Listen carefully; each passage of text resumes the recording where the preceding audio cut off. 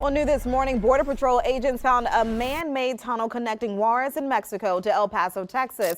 What U.S. authorities thought was a simple collapsed tunnel turned out to be something else entirely. As panic spread, federal agencies locked down the entire region, deployed troops, and shut the border. But the scariest part? This wasn't a one-off. This may just be the beginning. Welcome to the most disturbing discovery ever made beneath American soil. Smash that subscribe button and join us as we dive into the tunnels that sparked a national crisis. It started like just another hot, dry afternoon on the Texas border. Border Patrol agents were walking a remote stretch of land near the Rio Grande, an area known for illegal crossings and old smuggling routes. Nothing seemed out of the ordinary until one of them noticed something strange in the dirt. It looked like part of the ground had caved in. At first, they thought it was just a collapsed tunnel, probably an old abandoned smuggler's path. It wasn't unusual. Things like that happen all the time along the border. But as they got closer, things didn't add up. The opening wasn't rough or messy. It looked too clean. The edges were reinforced with thick concrete.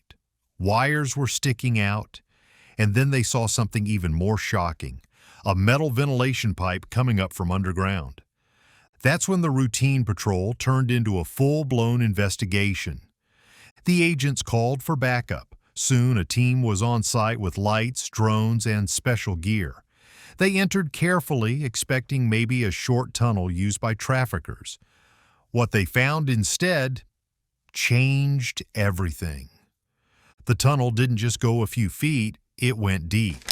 The walls were reinforced with steel panels. Thick electrical cables ran along the sides.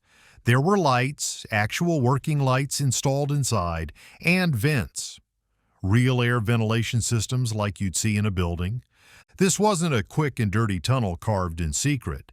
It was something else.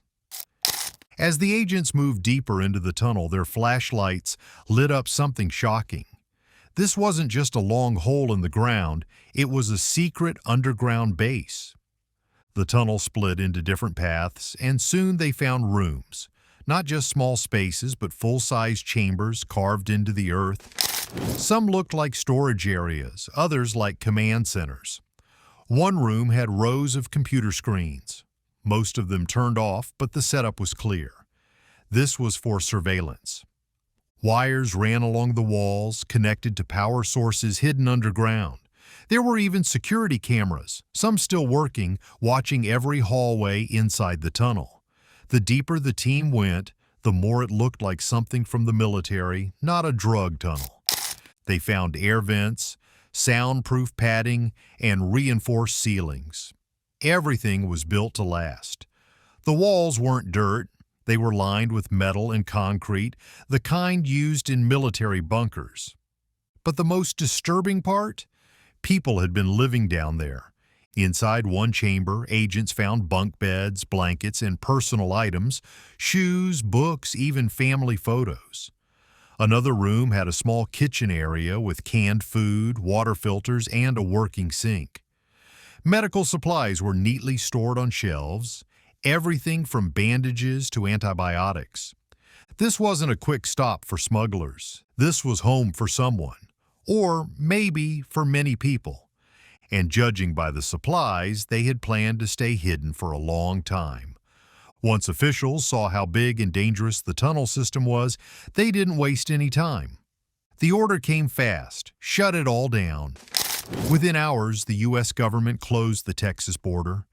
No cars were allowed to cross. Highways leading to border cities like Eagle Pass and Del Rio were blocked. Trucks carrying goods were forced to stop. Long lines of vehicles stretched for miles. People were confused. Nobody knew what was going on. Then came the helicopters. From above, the skies buzzed with military choppers and surveillance drones. On the ground, armored vehicles rolled through small towns. Soldiers and federal agents set up checkpoints, guarding every entrance and exit. Local residents looked on in shock. Some grabbed their phones and started filming. Others locked their doors. Something serious was happening, but no one was telling the public what it was. That's when the media blackout began. News reporters tried to ask questions, but federal agents gave no answers. Journalists were kept away from the scene. Live feeds were cut. Official statements were vague, using phrases like ongoing investigation and national security threat. But you can't keep something this big a secret for long. Within hours, rumors exploded online. Some people said terrorists had been caught. Others claimed nuclear weapons were found underground. Some thought it was just a massive cartel operation, but no one really knew, and the silence from the government only made it worse. As the investigation grew, more powerful agencies got involved. The FBI, the Department of Homeland Security, DHS, and even the Army Corps of Engineers were called to the scene. This wasn't just a job for Border Patrol anymore, it had become a national security emergency. When experts went deeper into the tunnels, what they found was shocking. Some chambers were filled with high-tech equipment. There were servers, encrypted hard drives, and even satellite communication gear, the kind used in military bases. They discovered biometric scanners too, like facial recognition systems built right into the walls. That meant someone had been tracking who went in and out of the tunnels. But the biggest red flag? The level of planning. The whole tunnel system was too advanced for just a drug cartel.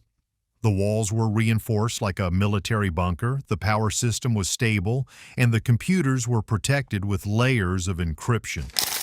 Investigators started asking, who has the money, knowledge, and tools to build something like this without being seen? The answer was terrifying. Early reports suggested paramilitary involvement, groups trained like soldiers but working in secret. Even worse, there were signs that this could be state-sponsored, possibly built or supported by a foreign government.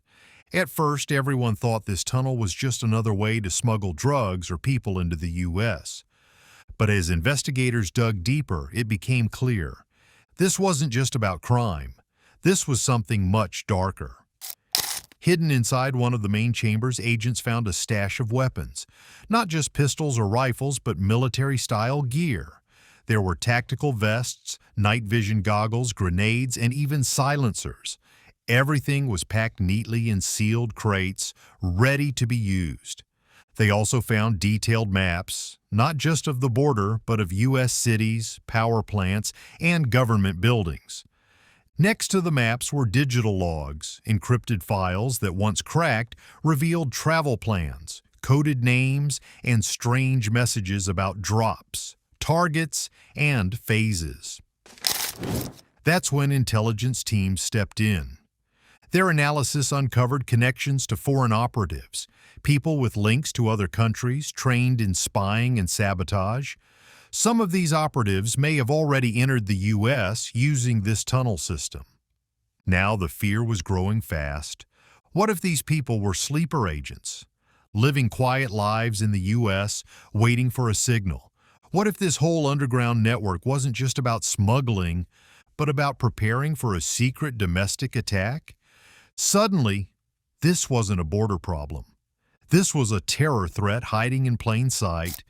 After the first tunnels were found, the government brought in seismic scanning teams, special crews that use vibrations and sensors to look underground, kind of like using sonar to see through the earth. What they found was terrifying. This wasn't just one tunnel. It was a massive network, a monster under the ground, stretching for miles in all directions. Some tunnels split off into dozens of smaller paths like the branches of a tree. Others kept going straight, deep into U.S. territory. Then came the worst discovery. One tunnel pointed directly toward a power station, a site that provides electricity to thousands of homes. Another path curved toward a regional airport. That's when the mood changed. This wasn't random. These tunnels were built with purpose and targets. Were they planning a cyber attack, a power shutdown, or something worse? Nobody had answers yet, but fear began to spread. What else had been built underground that we still haven't found? And the biggest question of all, were they planning to use it soon? As the investigation continued, people started asking the obvious question, how did no one see this coming? That's when older reports began to resurface. For years, locals and even some construction crews had noticed strange things: soft spots in the ground, unusual vibrations, and patches of dirt that looked like they had been disturbed and refilled. Some of these reports were filed and then forgotten. Other times, contractors working on border fences or roads noticed weird patterns in the soil, but they either ignored it, didn't understand it, or worse. Some may have covered it up. The truth is, most of the U.S. border security system was focused on what happens above ground, like catching people crossing, flying drones, using cameras, and building walls. But almost no one was looking below the surface. No ground-penetrating radar, no underground motion sensors, no seismic alarms. In short, the system was built to stop intruders on foot or in trucks, not in tunnels. And now that blind spot had turned into a national emergency. The enemy didn't climb the fence. They dug right under it. As more pieces of the puzzle came together, investigators made a chilling discovery. This underground tunnel system wasn't built by just one group. It was the work of a shadow coalition, a secret partnership between dangerous players. First, they found signs of cartel involvement: tools, symbols, and old smuggling routes. Then came traces of rogue PMCs, private military contractors, the kind of soldiers for hire who work outside any government, the kind with serious skills in construction, explosives, and tactics. Even more disturbing were signs of foreign intelligence, agents connected to governments outside the U.S., trained in spy work, sabotage, and infiltration. It was a perfect storm. Cartels providing routes and muscle, mercenaries providing skills, and foreign agents providing the plan. Investigators also followed the money trail. The high-tech gear found in the tunnels, fiber optics, encrypted servers, reinforced steel, was expensive. But here's the twist. Many of these supplies came from U.S. companies.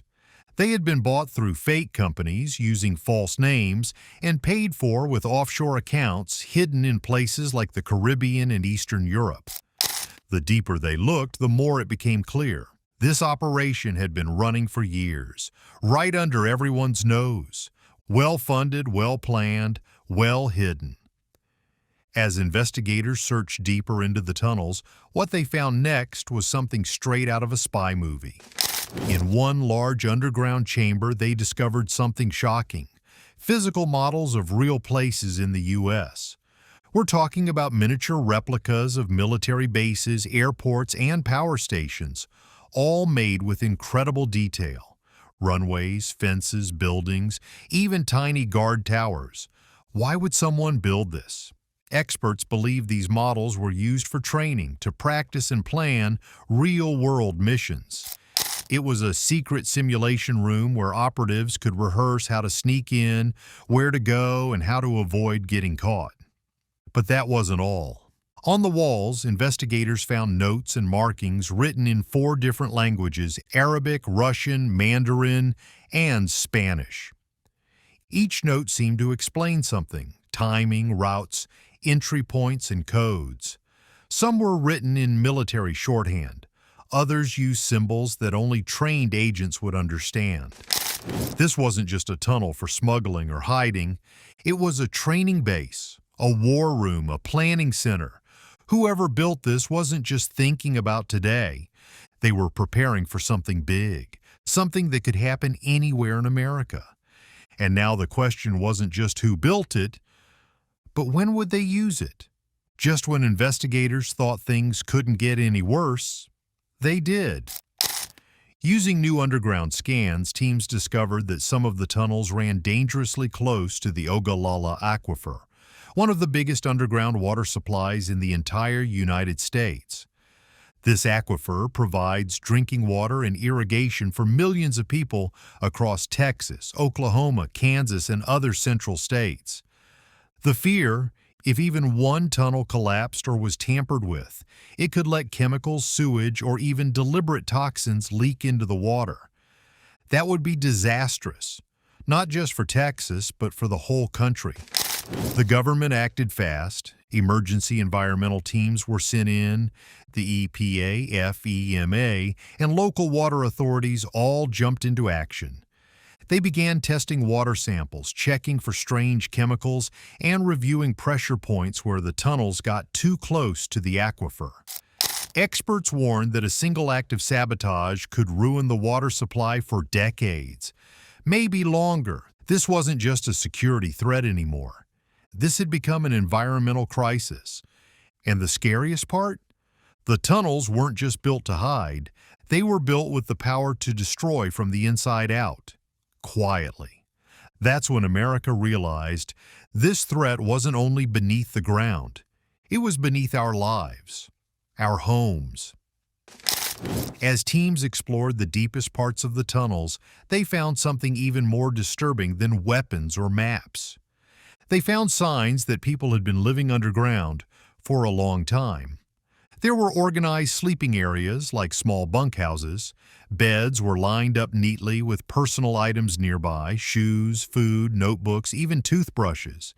The space looked controlled and strict, not messy or rushed. But then things got strange. Some rooms had weird shapes, circular halls, twisting tunnels, and dead-end paths that made no sense. Experts said this kind of design was meant to confuse intruders, but it can also mess with your mind. This wasn't an accident. It looked like psychological conditioning, training people to follow rules, stay in tight spaces, and obey commands without question. Even creepier, agents found logs tracking the movement of people inside the tunnels. Cameras and check-in systems kept records of who entered each room and when. So now the big question was, who were these people? Were they brainwashed workers forced to help build the tunnels? Were they trained operatives sent here to live underground until a mission began? Or were some of them prisoners, held there against their will? No one knew for sure. But one thing was clear. Someone had built an entire hidden world below the surface and filled it with people who weren't supposed to be found. After the shocking discovery in Texas, a chilling thought began to spread across the country. What if this isn't the only tunnel? Government officials started to ask, are there more tunnels like this in Arizona? What about California, New Mexico, or even Florida? If a massive underground network could hide under Texas for years, it could happen anywhere. That fear pushed the government into action. AI-powered radar systems were quickly deployed across the Southwest. These advanced tools can scan deep underground to look for anomalies or strange patterns in the earth. The military also sent in robotic units, machines that can go into tight underground spaces, map them out, and send back real-time data without risking human lives. New teams were trained, new maps were made, and a new phrase was born. Subterranean insurgency. That's what experts started calling it, a new kind of enemy, not one that flies in planes or crosses the border by foot, but one that digs, waits, and strikes from below. It was a whole new kind of warfare, silent, slow, and terrifying. And now America was on high alert, because the ground beneath us might not be as solid as we think. For years, the big debate in America was all about walls. Should we build more, make them higher, add more cameras? But after the tunnel discovery in Texas, the conversation completely changed. People weren't just asking, how do we stop people from climbing over the border? Now they were asking, what's happening underneath us? Suddenly, walls didn't feel like enough. Leaders in Washington moved quickly. Emergency laws were passed to fund new technologies, underground surveillance systems, AI scanners, and deep soil sensors. The government started training new teams focused only on subterranean threats, people who specialize in what's happening below the surface, not just above it. Military bases began running drills for underground attacks. Border agents were taught how to use ground-penetrating radar and new detection tools. This was the start of a massive shift in how America thinks about border security. Not just fences, not just drones, but a full defense system that includes what we can't see, the underground world. The U.S. had to rethink everything, because the next threat might not come from the sky. It might come from below our feet. At first, the government tried to stay quiet. They called it an ongoing investigation and kept details secret. But the media wasn't having it anymore. News outlets, reporters, and even independent journalists began pushing back, demanding answers, asking tough questions, and digging for the truth. People across the country wanted to know, how did this happen? Who built it? And why weren't we told sooner? The pressure grew fast. Political leaders from both parties, Democrats and Republicans, joined together calling for full investigations. It wasn't about politics anymore. It was about national safety. Congress held emergency hearings. Whistleblowers came forward. More tunnel reports started popping up across the Southwest. And then came the question no one could ignore. If this tunnel was active for 10 years without being noticed, what else have we missed beneath our own feet? The truth is, we still don't know everything. But one thing is clear. This wasn't just a discovery. It was a wake-up call.